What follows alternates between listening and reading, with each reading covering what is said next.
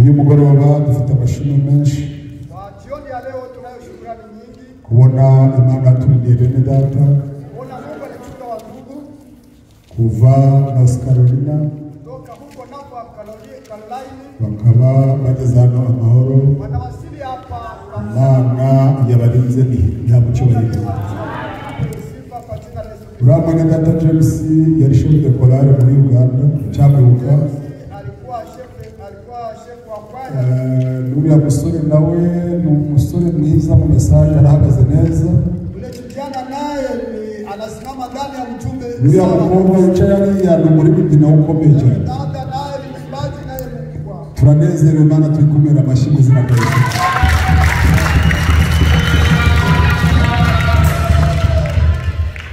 Nongere bisubire mu ngo. Nongere kurudia ndani eti. Nta assemblée iruta iyindi. Hakuna assemblée iliyopita ingine. Ya assemblée y'abantu 5,000. Assemblée ya watu 5,000. Ni assemblée y'abantu 4. Assemblée ya watu 4. Izo assemblée zirangana. Kubera umwami w'iyo assemblée ni umwe. Kandi babatijwe mu izina ry'umugabo umwe. Bageze rero North Carolina bagumukira hano. Wanakosa jinsi ya kuambia hapa. Bafite n'undi mukecuru ukunda Imana cyane wa kera. Wana mkongwe mwingine ambaye anampenda Mungu. Witwa Donata ari we nyina William Fred.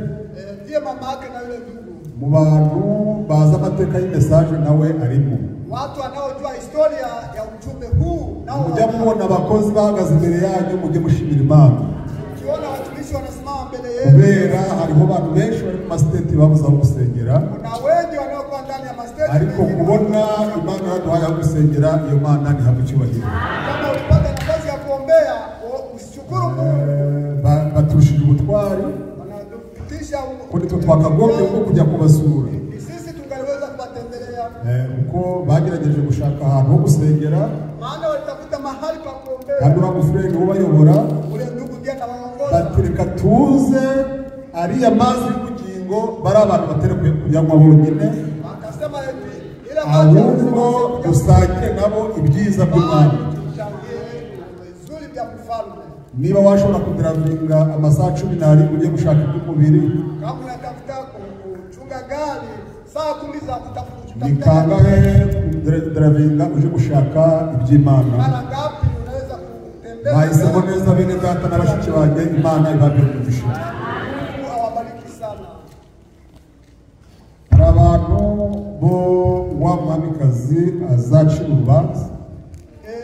Kuna watu ule Malkia ambaye atahukumu. Washoboye kugenda amezi 3 agiye kureba ubwenge bwa Salomo. Ambaye aliweza kutembea miezi kadhaa akienda kuangalia. Nawe waburi Ohio ahantu amasaha 2 ngo ntawateranira hano. Lakini watu wa Ohio wa saa 2 hawezi. Ibyo byose biterwa n'inyota nkeya ariko Imana dushyizemo inyota ihabwe icyubahiro. Ile yote ni kutokuwa na kiu lakini Mungu aliyetupa kiu. Bavuge gusoma amagambo y'Imana aboneka mu gitabo cy'abantu. Simameni kusoma maneno ambayo yanapatikana katika kitabu cha Ufalme wa Pili. Abami ba mbere ibice 20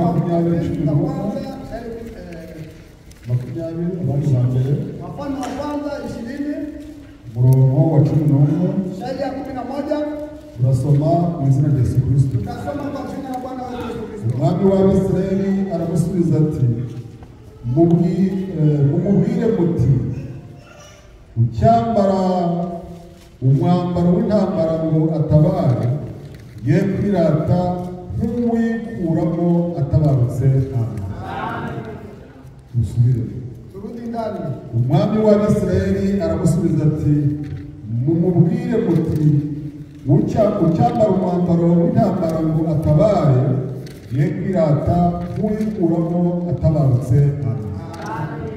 Mubwiriza Mhubiri sura 7 murongo wa 8. shairi ya 8. Mubwiriza ibice 7. Mhubiri sura 7. Kama kuna mtu ambaye aliwasili hapo anaweza sura 7 shairi ya 8.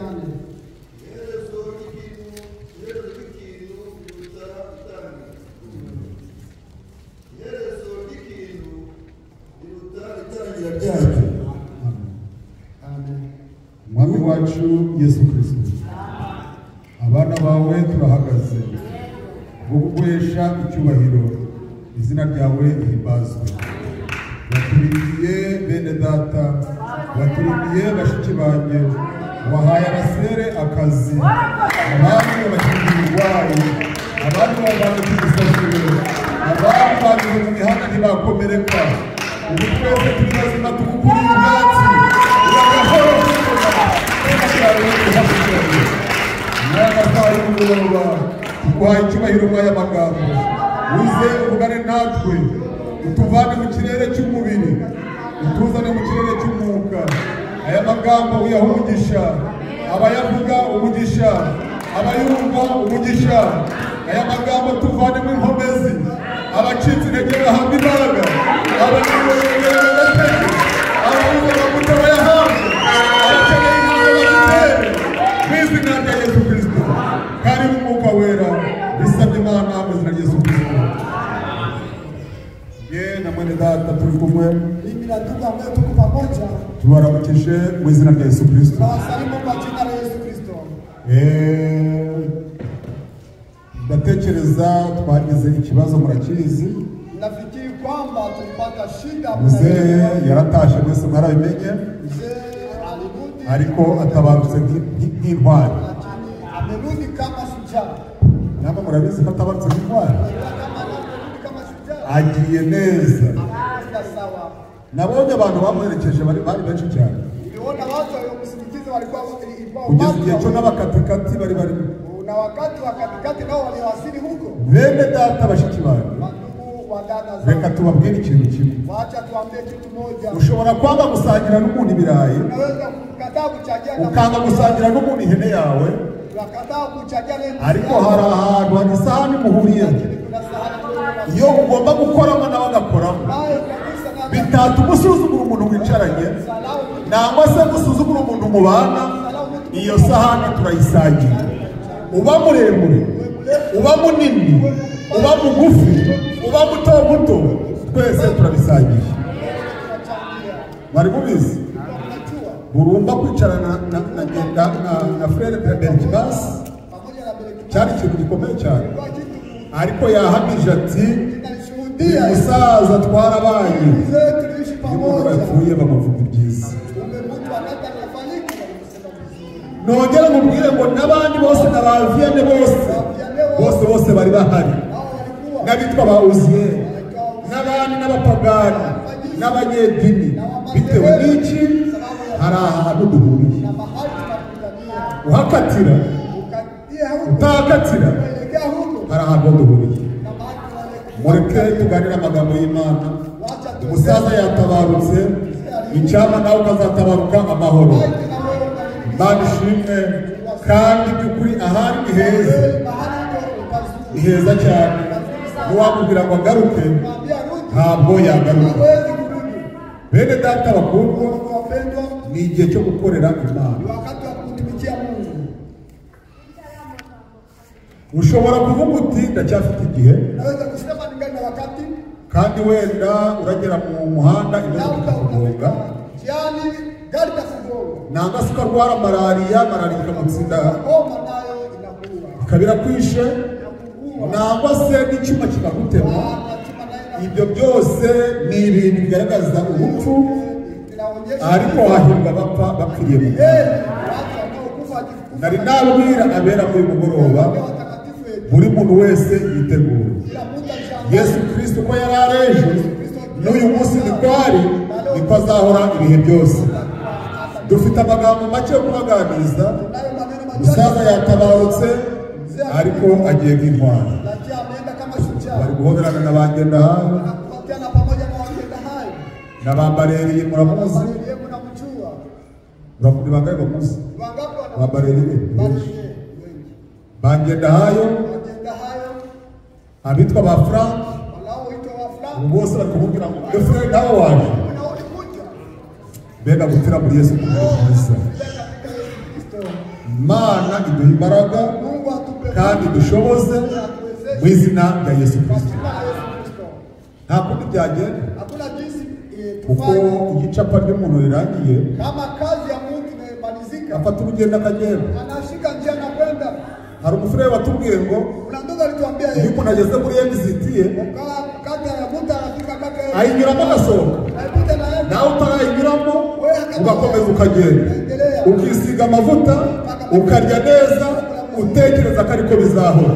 Ndakubwira neruye ngo Yesu araje ntabwo urupfu rwagutwara.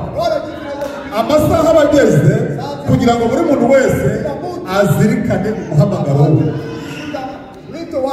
Iyi mesaje twayizeye ifite aho ituvanye, ifite n'aho idutwaye. Ntabwo twayizeye nk'abasepake, ahubwo ibyo twabwiwe muri iyi mesaje bifite aho bituvana, bifite n'aho biturangira. None ndakubaza, wicaye waragezeyo? Urambiwe waragezeyo? Ucitse intege wahabonye? Nk'uyu mugoroba turabaganiza amagambo y'Imana. Dusomye amagambo meza atubwiye ngo umuntu wese wirata ntiyirata nuko ari gukubita mu mwenda w'intama, ahubwo yirate awukuyemo atabarutse avuye ku rugamba. Mbese amagambo ntiyamenya? Umuntu wese ushaka gukubita mu mwenda utere kwirata ngo nabatijwe mbere, ziranye na Ngendahayo, ziranye na Babelekimasi, ziranye na Bahuziyeri, ziranye na oya. Uwambaye umwambaro atabaye atarakwirata nk'uwuvanyemo atabarutse. Kuko hari abantu benshi bambara neza, bahabwa amavuta, bamwe bararirimba, inanga barazimanitse, abandi barabwirije, bamwe baricaye, abandi bakomye amashyi, ngabanya barakonje. Ndabwira rero ngo uwirata niyirate Yesu Kristo. Kubera amasaha yageze, igihe cyo gukina, igihe cy'imigaryo cyose cyarangiye. Igihe kiba kigeze, icyo wahamagariwe gifate neza. Abashaka kubikombura ni benshi, abaguhanze amaso ni benshi. Umwanzi wa mbere ushaka kubikombura ni umwanzi witwa mubiri. Umwanzi wa kabiri ushaka kubikombura ni iyi si dutuyemo. Umwanzi wa gatatu ni abadayimoni bari kuzerera mu kirere. Yesu we tabara itorero ryawe. Uwambaye atarakwirata atagutabaza. Beni-Hadadi yahiye umwami Ahabu, aramubwira ati keneye abagore bawe, keneye abana bawe, keneye isafuriya yawe, keneye amadolari yawe, keneye izahabu yawe.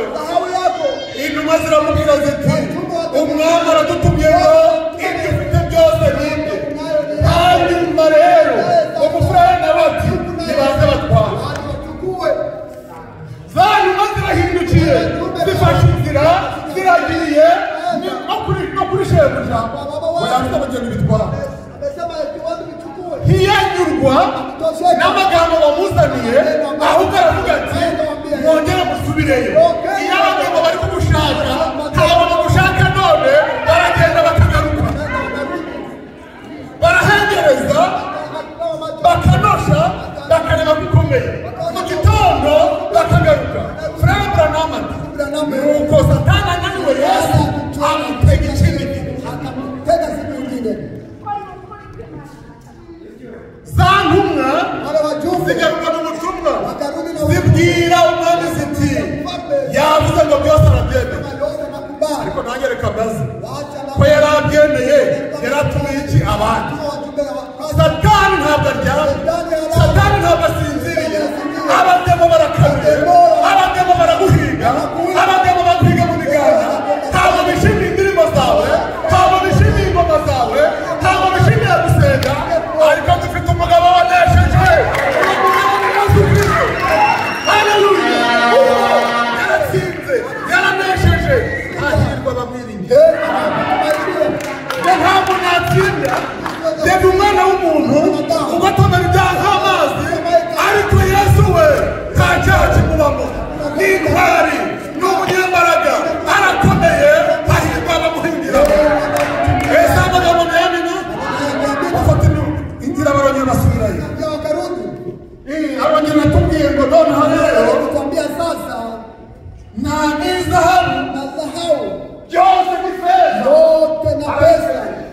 sihitaji.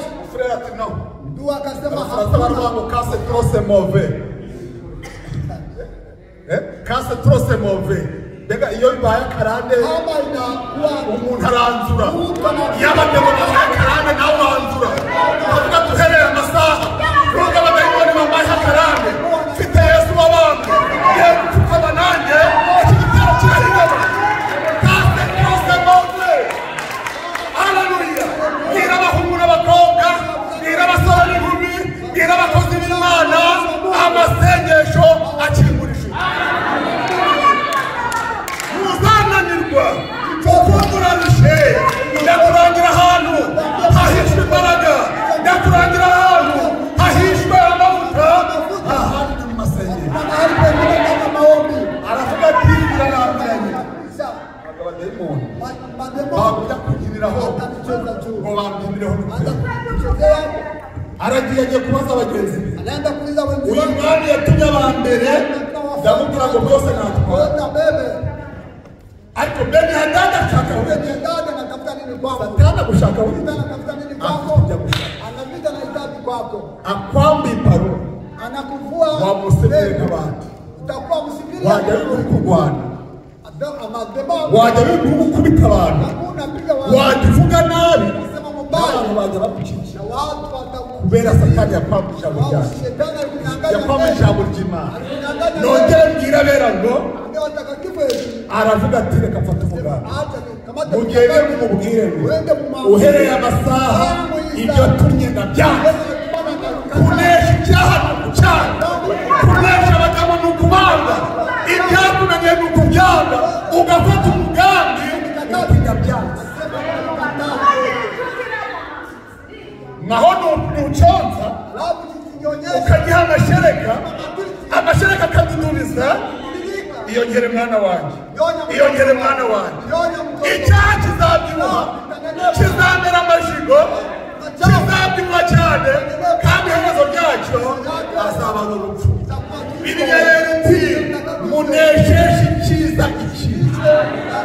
Ikibi kitari kukunesha, ahubwo nesheje icyiza ikibi. None uyu mugabo kadushubishanye uburakarira. Hari igihe abagabo batera abafurere bakihagarara, n'abasore bakihagarara, n'abaririmbyi bakihagarara. Uhereye none tugiye gufata umugambi.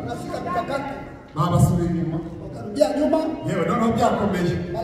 Gusa ibyo tubwiye aratubwiye ngo ibyo umutumyeho none harabyanze. Niko bizi shuka sasa. Ndi kubona ukuntu agiye gushakisha inzira zose, ariko Imana ishimwe.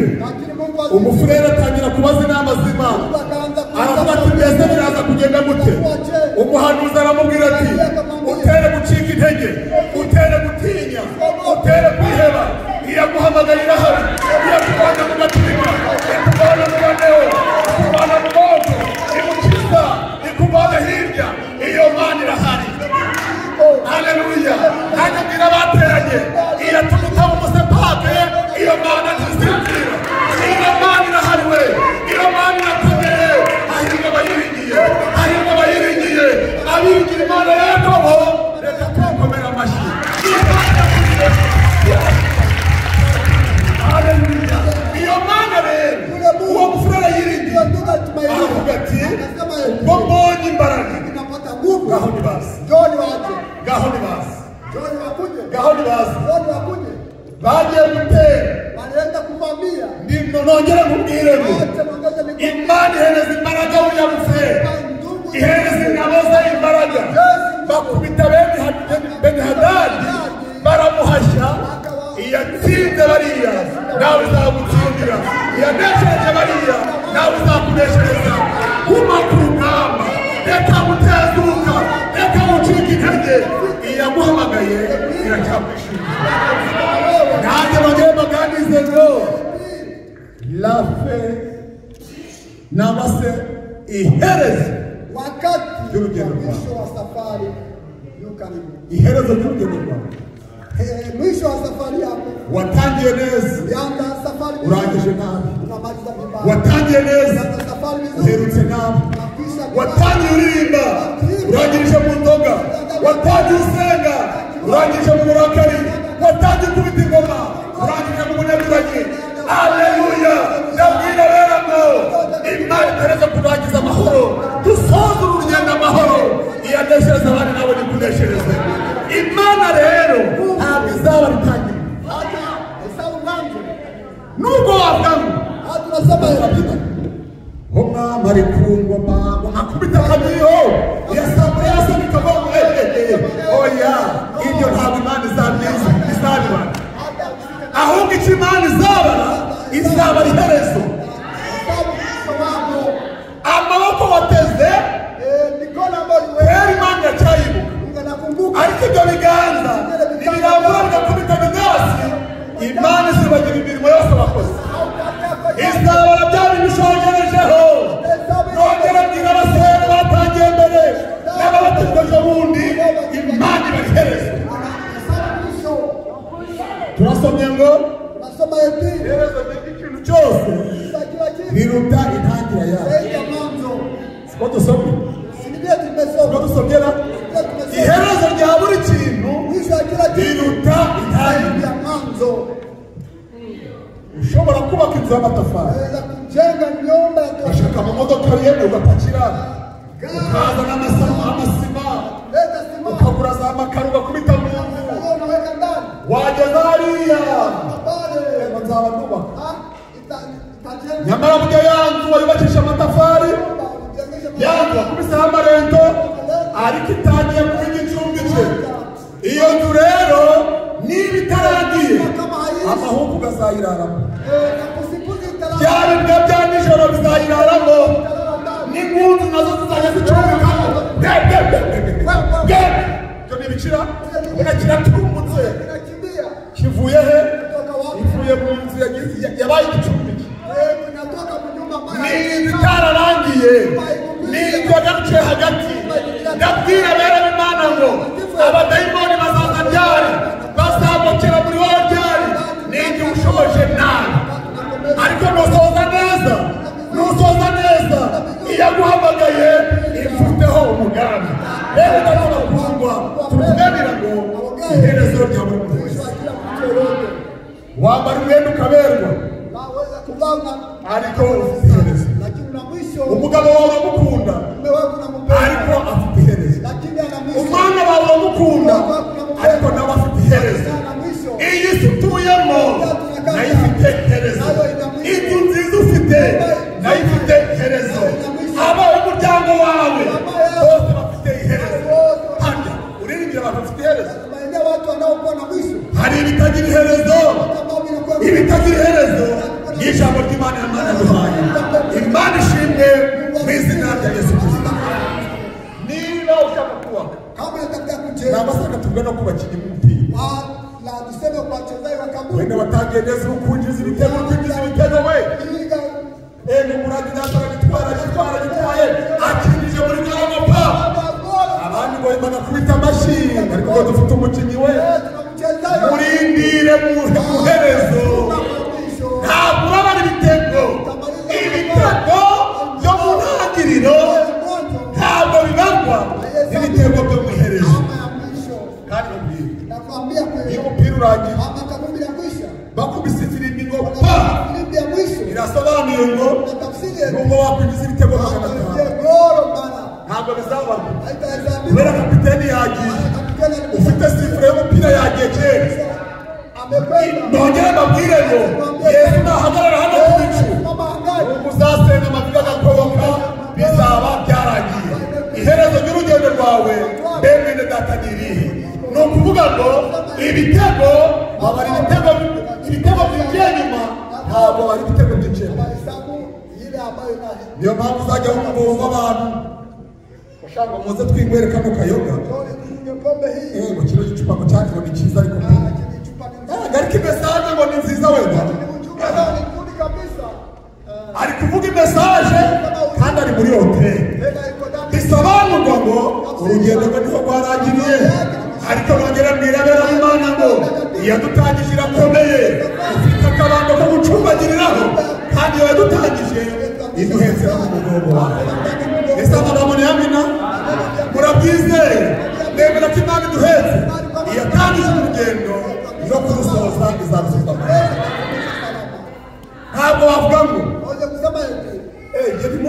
umwizera wa kera.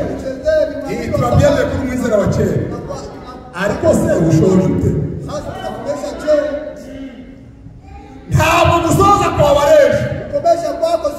Ahubwo none tugihagaze hano washoje. Ntabwo uzi ibintu biri hirya. Ntabwo uzi ko turataha bimeze. Hano urashoje. Ushoje ute?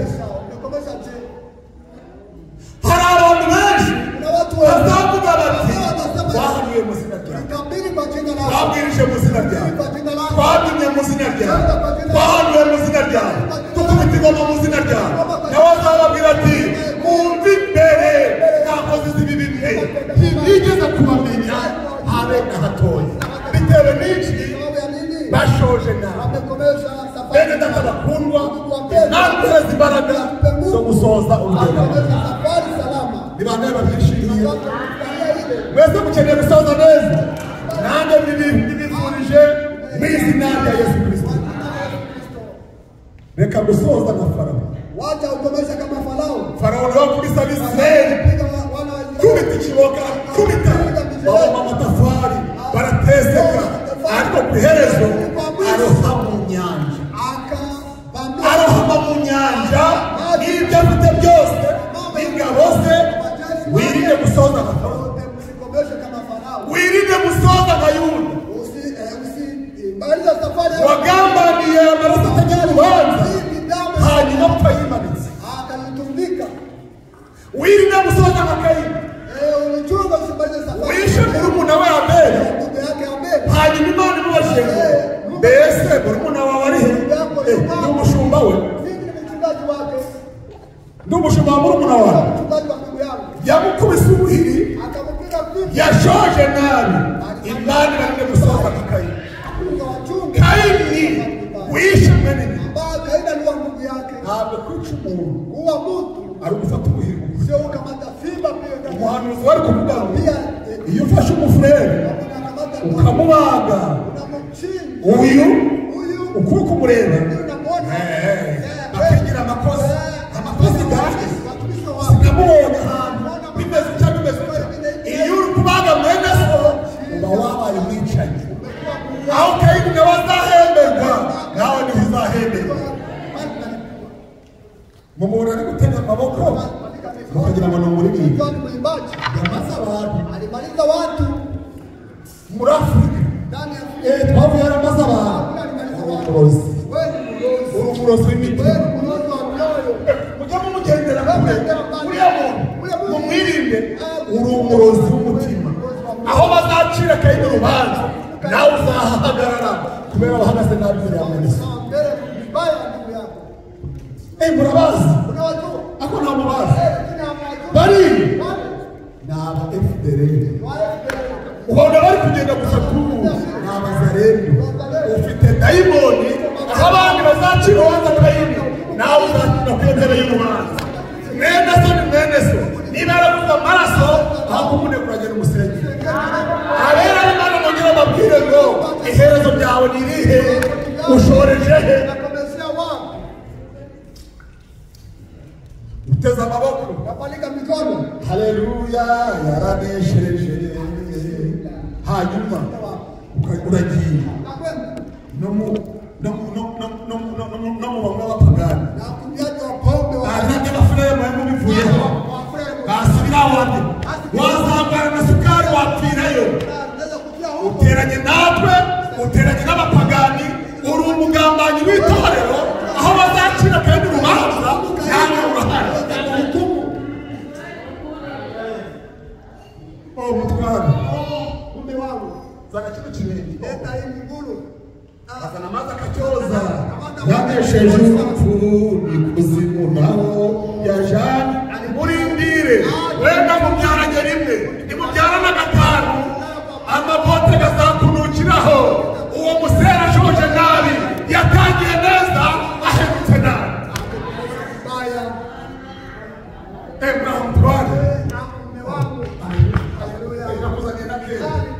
Reka amafaranga azashyire ubure n'umwenda azakwereka umukobwa w'abana umukobwa w'abagesera ashoje nabi. Umuzanira umwenda arameze neza amafaranga arashize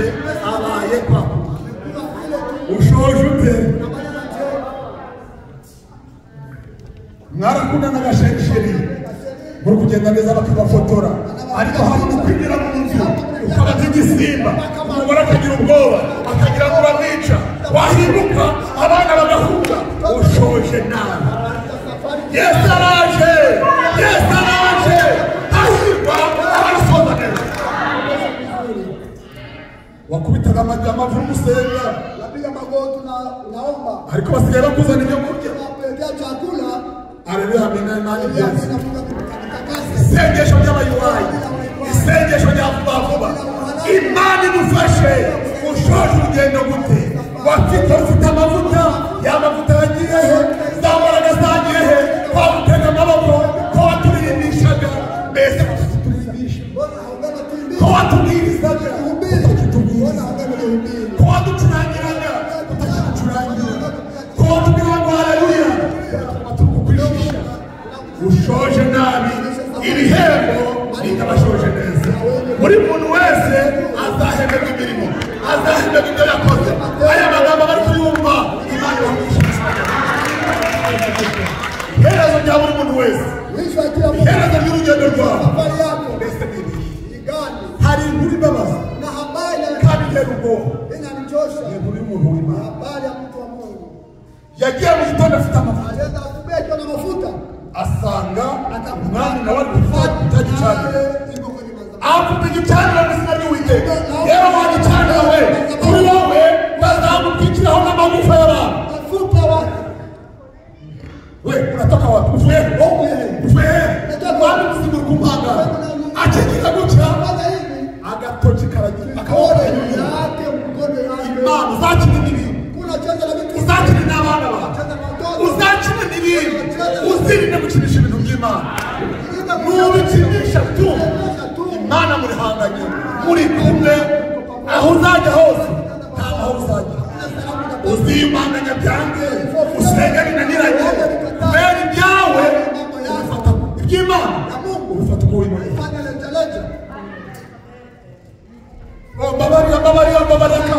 Babarira we sabira kano kaba ubonye kari kabaye kabaye imbasi ngaho umuntu wabaye imbasi ubona umubiri washize akagufa niko gashize mu nyama aramubwira ati none musobanukiwe ko Imana yacu yashobora byose. nyabuna Mana ndakwinginze aka kaboko kongera gasubirane kaba karateranye. Imana ishimwe imirimo yakuzana yikoye neza. Sawa urugendo rakomeje aracyafite amavuta menshi. hanyuma aramubwira ati babari ujye kurya iwanjye batetse n'agasamaki ujye kanumwe gatoya baramwe ngo sinzajyayo kandi sinzanyweyo. Imesaje nizeye imbwira gutya ndacyayihagaze.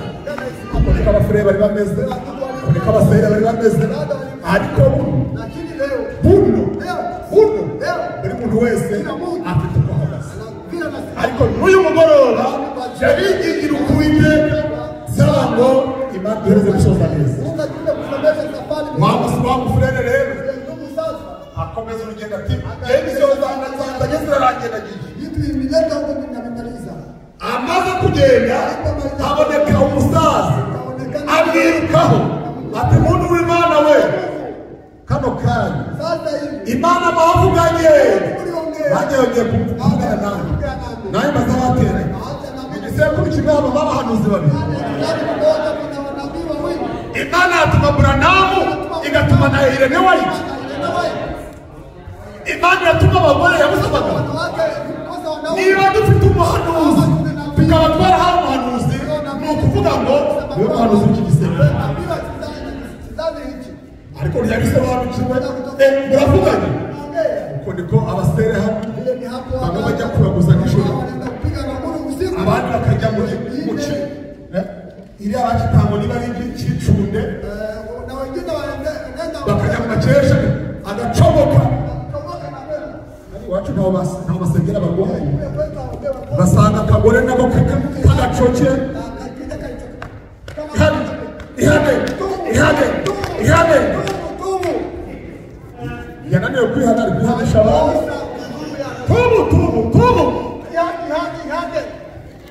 abasepake baragowe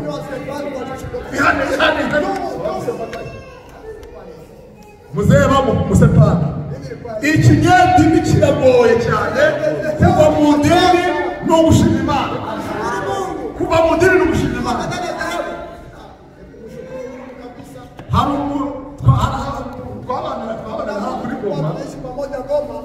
akayamusabira abantu n'abakobwa agahamagaza ibigabo bingana n'abantu n'abakabagema ibindi bingana n'abasheri n'abandi usanga ibigabo byose byapfukamye akugenda kubakubita ibipasi hashize icyumweru ngo bamuteye utagisengera abantu oya byararangiye igisepake ni umuruho nongera mbwira bera b'Imana ngo iyadukijije idini n'ihabwa y'icyubahiro abantu b'Imana rero akarudi buhoro buhoro abicaye bamaze kwicara ararya akirya ako kanya uhereye none ubwo waza kumva ijambo ry'Imana ubwo waza kumva ijambo ry'Imana imesaje wizeye mbere ntabwo igeze ihinduka nongera mbwira abateranye muri Kentucky ibyo twizeye ntabwo bizahinduka nubwo yaza ameze ate ntabwo tuzabivaho tuzabimanaho ababyemeye nanjye ntawaza kumbwira ngo mwogoshe imisatsi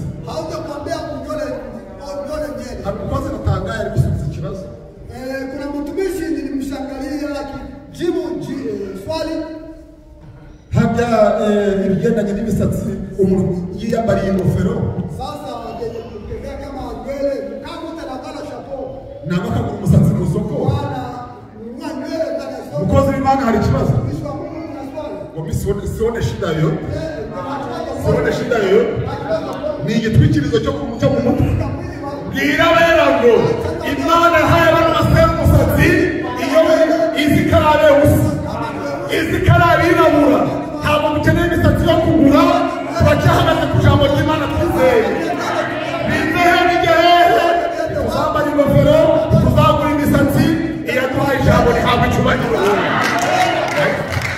yashubije icyo kibazo kandi umufurere jibu ile swali natanga ilishangaa wa muntu w'Imana ariye baramubujije kurya aranyoye baramubujije kunywa ageze mu nzira ahura n'intare intare iramucocomera ndabwira abateranye Imana iduha imbaraga Imana iduha amavuta dusoze urugendo amahoro naho bitari ibyo intare ziradutegereje reka kubikishire mu asambure reka kubikishire wewe uri umusere ariko imibereho y'abanyagihugu uri umufurere ariko imibereho y'abanyagihugu abana bo bazi ko utari we n'abaturanyi bazi ko utari we nyamara kera bari bazi ko uri umufurere bari bazi ko uri umusere ibuka aho wavuye ukagwa wongere wihane abera b'Imana Imana ibabera umugisha usoza neza abarahemba n'abashoje neza ese amagambo muri kuyumva Bibiliya yemwe tugiye mu gitabo cya Lukamu ni ibice 14:28 mbese ninde muntu wakubaka inzu amanze kubara wakubaka iyo nzu zuzura ninde wajya gutera ingabo agiye kurwana n'umubisha amaze kubara ingabo bitari ibyo rero niba atabibaze neza bazabirukaho babamenyeshe kuko bazasoza nabi abera b'Imana bifurije gusoza neza nawe ibuka amavuta wari ufite wibuka imbaraga wari ufite wibuka umuvuduko watangiranye urebe naho ugeze none nongera nkubwire ngo iherezo ryawe ryaba ribi nangwa se rikaba ryiza icyo wifuriza iherezo ryiza uko amasaha aba ageze Yesu araje iyi si turi kwiringira n'uyu mubiri uri kudushuka byose birashiraho isi ya politiki isi y'amajyambere ya maendeleo n'isi y'amadini, ibyo byose birazima bikirana. itakuza kama mkeka. Ninde muntu uradusomera ibyasho 20 turebe 21 handitse mu kifurere kabiri. Soma tukwameza. Soma tusikie. 21 umurongo wa mbere ugeze kwa 5. Kwa 4. Fisha Isaya ine. Turasoma mu Yesu Kristo. Mbona ijuru rishya n'isi nshya, kuko ijuru rya mbere n'isi ya mbere byari bishize. Hagaze aho ngaho. Mama hapo. Mbona ijuru rishya, mbona n'isi nshya, kuko ijuru rya mbere n'isi ya mbere byari bidahari. None kubihagazeho weho uzaburiho. Komeza. N'inyanja yari itakiriho. N'inyanja yari itakiriho. Na bahari haiko tena. Mbona ururembo rwera Yerusalemu nshya. Mbona ururembo rwera Yerusalemu nshya. Rumanuka ruva mu ijuru kuba. Ruva mu ijuru. Rwiteguye nk'uko umugeni arimbishirizwa. Rwiteguye nk'uko umugeni arimbishirizwa umugabo we. Numva ijwi rirenga rivuye kuri ya ntebe rivuga riti. Numva ijwi rirenga rivuye kuri ya ntebe rivuga riti. Dore ihema ry'Imana riri hamwe n'abantu. Ihema ry'Imana riri hamwe n'abantu. Kandi izaturana nabo. Imana izaturana nabo. Nabo bazaba abantu bayo. Bazaba abantu bayo. Kandi Imana ubwayo izabana nabo. Imana Imana yabo. Izabana nabo. Imana yabo. Imana yabo. Amen. Murongo wa 4. Murongo wa 4. Izahanagura amarira yose. Izahanagura amarira yose twarize. Izahanagura amarira yose ku maso yabo. Ihangane bene data bahagaze gatoya. Imana izahanagura amarira yose ku maso twarize. Nongere mbwira base. Ibyo yakunaniye ihangane. Umugabo yakubera ikigeragezo ihangane. Abaturage bakunaniye ihangane. Ufite ibibazo bikurenze izahanagura amarira yose ku maso twawe. Komeza. Izahanagura amarira yose ku maso yabo. Izahanagura amarira yose ku maso yabo. Kandi urupfu ntiruzabaho. Urupfu ntabwo ruzongera kubaho. Ntabwo ruzongera kudutwarira abafurere. Rwatwaye bagenda hayo, rwatwaye Berikimasi, rwatwaye n'abandi, ariko urupfu ntiruzongera kubaho. Ese muranezerewe? Hari umurongo cyangwa gutaka. Cyangwa kuribwa. Ibizabaho kundi. Kuko ibya mbere bishize. Ese amagambo ni amina. Imana ibahereze umugisha mu izina rya Yesu Kristo. Bene data bakundwa, dukeneye iherezo ryiza. Iherezo rya Nowa. Nowa yahuye n'Imana. Imana imutegeka kubaka inkuge, abandi irabarimbura, bafite iherezo ryiza.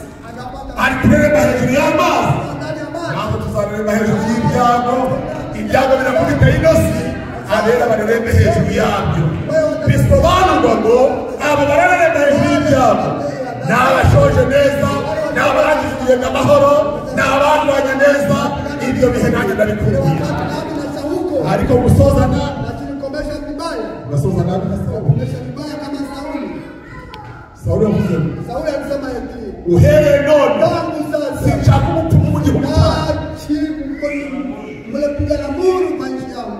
hanyuma rero iyo yaramaze kubaza Urimu na Timumu byose biraceceka abura ibisubizo yitwikira ijoro yamanje kurwara n'ibicuri byamufataga hasi ko pa Dawidi akaza agacuranga akaba arakiza.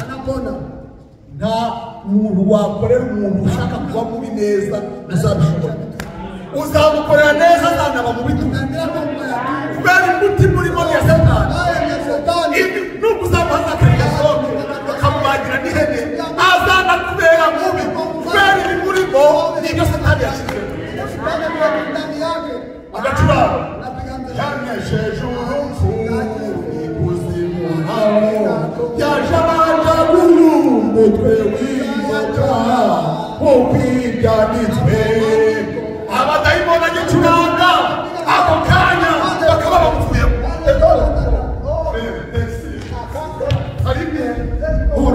ni muri Afurika iri cumi ryari ryamufashe uwo ni Sawuli bakanamuhiga nakubwiye musengere yude kanapfa abantu babi bazarushaho kuba babi ariko beza n'abawe bazarushaho kurabagirana imfuriza bera kurabagirana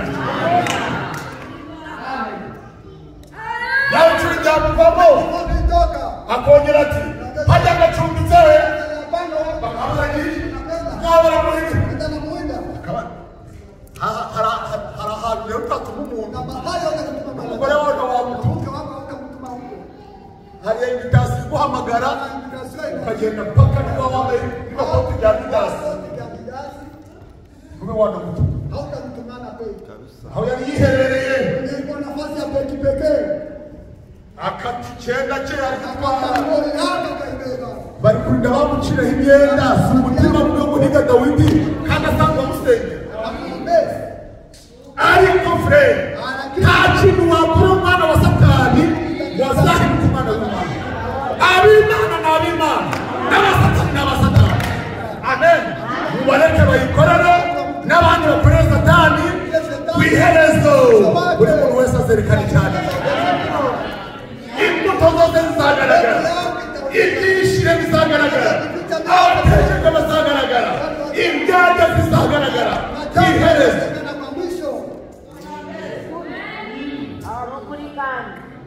Yesu yaravuze ati muraboneye ariko si mwese uririmba usenga ubwiriza uterana imana izajonjora abandi babazi yabamenye kera banyuriwe mu gitabo ibaza amazina ariko Satani mboreka ufashe ingurube ukayambika ino koti rya Didasi yarenga mu kidendezi cyari utagiyemo reka nitembere tutengerane imbere wanyu ugatemberana bagera ahantu ikaba yibura umusama yibura wamurebye kandi ni umwana wo kurimbuka aho ibizenga biri ntabwo yaharenga ibyaha yabigezemo yumva ari iwe umwana w'Imana yacumuye arabamusenyera pardon amen agasaba imbabazi akongera akomeza urugendo ariko umwana wa Satani babwiriza asaba kubwiriza kirabwirije ngo Yesu azaza uri imbuto ya Satani uri umwana wo kurimbuka kubera ibibwirizo byose urabihinyura aya magambo saya John aya magambo saya Didasi aya magambo nayasengera haleluya bibona umwanya bitabona umwanya ibyo nibyo kureba ariko amasaha bageze abana b'Imana bagaragare n'abasatani bagaragare ikioni nticyatemerana n'inuma mu rugendo pamoja na huwa ndani ya safari urasigaye rabona niacha alibakia inuma ikagaruka yahuye n'intumbi zaboze ikioni kigeze ku ntumbi zaboze aho kiba kibonye mu kwayo ariko abana b'Imana urwanya ibyaha n'abahunge kubirwanya bijye kure twahamagariwe gukorera Imana ibagarubisha ubuzima abantu bose uzabuze inzoga akarimo akajya mu busambanyi ku gahato akajya mu benshi ku gahato akakwanga yihandagaje nushaka uzamureke ikimurimo kizabyara Bibiri iravuga iti imbaraga z'icyaha ni amategeko imbaraga z'icyaha ni amategeko kandi ayo mategeko cyaha kiratwika kigakura cyajya kubyara kikabyara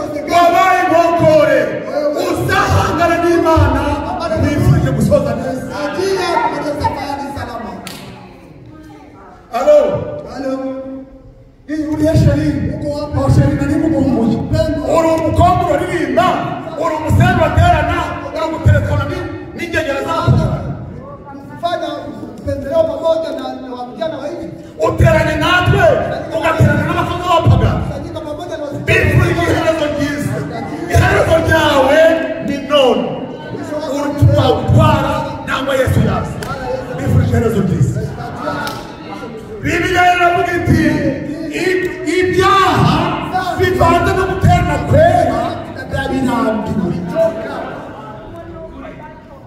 imesaje ivangamo n'ibindi byabirambiwe niba ari mesaje ni mesaje niba ari inyama n'ibiyo niba ndi umufurere n'umufurere niba ndi umusere n'umusere ntabwo bisobanuye ko wageze mu ijuru uzagerageza ariko umwana w'Imana aragwa akabyuka agakomeza urugendo akagenda mbifurije umugisha utagabanije mu izina rya Yesu Kristo Zaburi 90 Zaburi 12 ndashoje Imana ibahereze kuranga gusoza neza urugendo iherezo rya buri muntu Imana izamuhereza ubugingo buhoraho Zaburi 90 12 Zaburi 90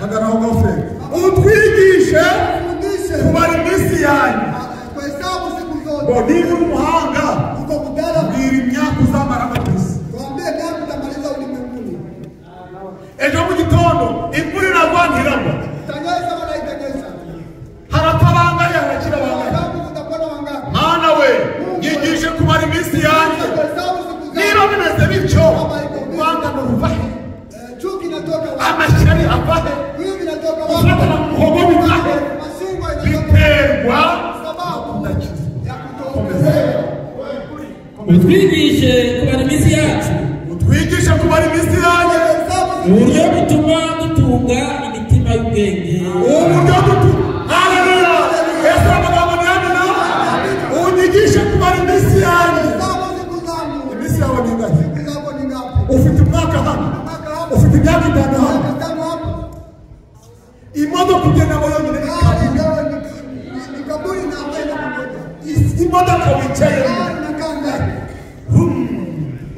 bakubita ibyo gutera abantu na matofu bari kugenda n'amaguru bacanye benyabyawe z'amagare ya tayari mwe kulimodoka mutaragura amamodoka ya hamuya ulagani iyo modoka ugendamo ni akaburi kaburi na leo niba wicukuriye kaburi unatembea ndani nyigisha kubara iminsi yanjye nyigisha kubara iminsi yanjye kugira ngo mpabwe umutima w'ubwenge wewe ndio mtakatifu sobanukirwa iminsi ndimo katika siku ambazo ni ejo ni wowe ejo ni jyewe wasezerana none na leo wasezerana ejo hapa kesho ntirutinya umusore ntirutinya umukobwa ntirutinya umurevera ntirutinya umusaza turahitana n'indi leo tunakujua na watoto ndabwira rero ngo iherezo ryiza urabikeneye ukeneye iherezo ryiza amafaranga yanjye pesa yangu ngo kwanjye icyacu wayagabanyuka uzapfa utari wayagabanya hauyaimaliza amaturo se kujyajyane si amaturo se ry'abantu sadaka nakula wanadamu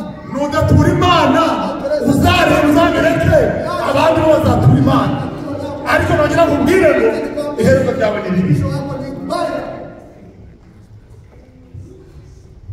11 kuva kuki 11 kunasema nini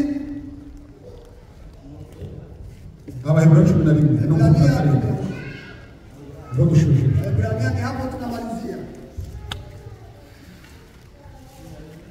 no tukakana 32 11 11 turasoma mu izina rya Yesu Kristo amen mbese mvuga iki mbese n'ubwiki mbese mvuga ikindi kintu igihe cya mbere igihe cya mbere kapi naweza nivuka vuze ibya Gideyoni n'ibya Baraki ibya Baraki n'ibya Samusoni ibya Samusoni n'ibya Yefuta fuka n'ibya Dawidi na bibi n'ibya Samweli na Samuel n'ibya abahanuzi na nabii bahejejwe no kwizera gutsinda abami no gukora ibyo gukiranuka no guhabwa ibyasezeranijwe amen komeza endelea no kuziba iminwa y'intare na kufunga stundu la no kuzimya umuriro ugurumana cyane no gukira ubugufi bw'inkota ubugi bw'inkota no gukurwa mu ntegeke bagahabwa imbaraga nyinshi. Amen. Unegeke mu ntegeke bagahabwa ibanga bakeneye kuvuga mu ntegeke bagahabwa imbaraga nyinshi bazereraga mu bihanamanga bagakorera Imana banezerewe bagahabwa amavuta bakayibyinira bagacurira batitaye ku bugingo bwabo abandi bakabasatura amanda. Urabyemeye nanjye mwisakube urabyizeye nawe hane kata abo bose inzira banyuzemo nawe urimo uzireguza iki bashoje neza bakuvuga mu ntege nke bagahabwa imbaraga. Imana abaye imbaraga nanjye nizintereze nawe ziguhereze amasaha ageze tuve mu migaryo. Niba uri umufurere uri umufurere, niba uri umusere uri umusere. Ariko umuntu wamuduciza tukabona avuye mu karitsiye yacu bagatangira kukwinubira bitewe nawe turi kandi uri umufurere uri umwana wo kurimbuka bigusabye kuvanwa mu ntege nke ugahabwa imbaraga. Ibigeragezo ntibizabura intege nke ntizizabura ariko rwana unanirwe ariko urugamba reka kwishyira reka kwivana mu mubare w'abarazamurwa amasaha bageze ngo Imana iguhereze imbaraga. Abo bose rero basinziranye ubutwari baracyarindiriye nawe bwite bifurije uwo mugisha ubonerwa muri Yesu Kristo. Ese nawe wabikunze nawe nyuma barabikunze. Ninde ukeneye kuvanwa mu ntege nke agahabwa imbaraga? Ninde ukeneye kukurwa mu ntege nke? Kukurwa mu ntege nke rero ni ukwemera ko ibyo Imana yavuze byose bizananira nagerageje. Ariko wowe niba uri umupagani niba uri umukristo ntabwo ubizi abantu barakwishije kuko ibiva mu kanwa kawe byerekana ko uri we ariko imbuto zawe zibwiriza gusumba amagambo yawe. Abantu bakureba bakakwikanga bitewe n'iki imibereho yawe wabera amafurere n'abashaka kwizera imesaje bahinduka ku bwawe kuko imibereho yawe yabaye myiza. Igihe kirageze iherezo rya Eliya washoje akazamurwa iherezo rya Enoki. Umugabo yagutangira guhamya kera ese we yarutanga mutware we nta n'umwe ukitwa mutware uhereye none witwa Nzabonimpa kwera ntabwo ugise Nzabonimpa kandi ari mutware oya niyo rero bikuyeho usigaye witwa umutwa kandi uziko bagukubita ko babana ngamurahore babatubwe mu izina rya Yesu. Ndabwira bene bifurije gusoza neza. Haleluya. Imbaraga mwatangiranye umugaragu w'Imana Yosuwa nibo bavuze ati niba hari Imana muzakorera muyigaragaze ariko njye n'inzu yanjye tuzakorera Imana. Kandi bati myaka 20 irashize imbaraga natangiranye ntagize imbaraga gifite.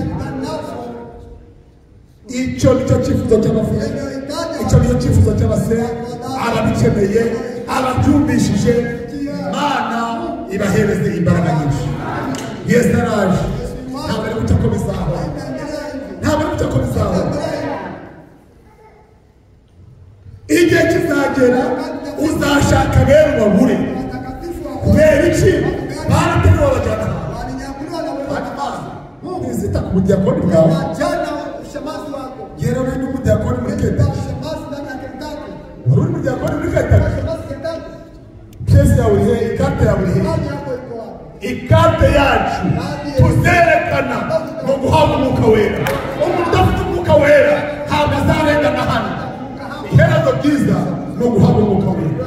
Bene data na bashiki bawe, ntabwo izita ngo umwana w'umukozi w'Imana agatubwiriza. Oya, iby'umukozi pembeni, iby'umupasitoro pembeni, iby'uririmbyi pembeni. Imana izagenzura imitima. Iherezo ryawe riherereye mu mutima wawe. Uriyizi, uriyizi, uzi ko wanagiranye, uzi ko waguye, uzi ko uhagaze, byose biri mu mutima. None ko dusangira urupfu, abandi kugira ngo wabone furere, nawe ukanda imitwe y'intoki udashaka kundamutsa. Ibyo bisobanuye ntorera, kuko ibibazo byawe nibyo bibazo byanjye. Amasaha arageze, tuve mu mugaryo, dukorere Imana n'imitima ikiranuka. Bifurije iherezo ryiza ababikeneye bose. Imana yahereye umugisha mu izina rya Yesu Kristo. Twese turi imbere y'Imana, turahagaze ngo tubisare Imana, turahagaze.